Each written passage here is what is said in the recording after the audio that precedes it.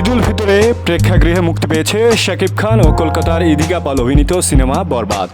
সারা দেশে 120 হলে চলছে এ সিনেমা।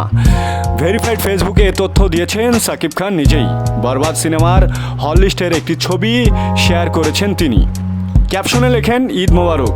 পবিত্র ঈদুল ফিতরে সর্বোচ্চ সংখ্যক সিনেমা হলে মুক্তি পেল এবারে ঈদের সবচেয়ে প্রতীক্ষিত সিনেমা বরবাদ। ভক্তদের সিনেমাটি দেখার আমন্ত্রণ জানিয়ে শাকিব খান আরও লিখেছেন, ঈদের আনন্দকে বাড়িয়ে তুলতে পরিবার, পরিজন, বন্ধুবান্ধব এবং আপনজনদের নিয়ে নিকটস্থ সিনেমা হলে এসে উপভোগ করুন বরবাদ। এই সিনটা যদি ভালো করতাম না আরো ভালো হতো, এই ধরনের কথাই আমাদের সাথে। আর এছাড়া মানে বরবাদ উড়ে যাবে, বরবাদের গানগুলো উড়ে যাবে, এগুলাই ছিল কথা। এদিকে দর্শকেরা সিনেমা হল থেকে সিনেমা দেখা শেষ করে বেরিয়ে দারুণ উচ্ছ্বাস প্রকাশ করছেন। তারা বলছেন, এই সিনেমা বাংলা সিনেমার ইতিহাসে সকল রেকর্ড ব্রেক করে যাবে। এছাড়াও ঈদের দিন ও ঈদের পরের দিন দেশের সকল প্রেক্ষাগৃহে সিনেমাটি হাউসফুল যাচ্ছে বলে হল মালিকরা জানিয়েছেন।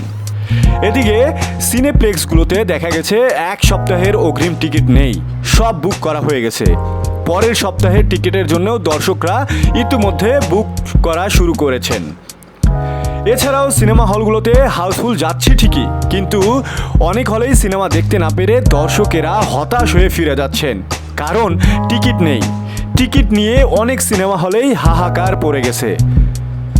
ফলে শেষ পর্যন্ত বরবাদ কোথায় গিয়ে ঠেকে তা সময়ে বলে দেবে বলে জানা যাচ্ছে। বরবাদ ছাড়াও শাকিব খান অভিনীত অন্তরাত্মা নামের অপর একটি সিনেমা ঈদে মুক্তি পেয়েছে। এ সিনেমায় কলকাতার অভিনেত্রী দর্শনা বণিকের সঙ্গে জুটি গড়েছেন শাকিব খান।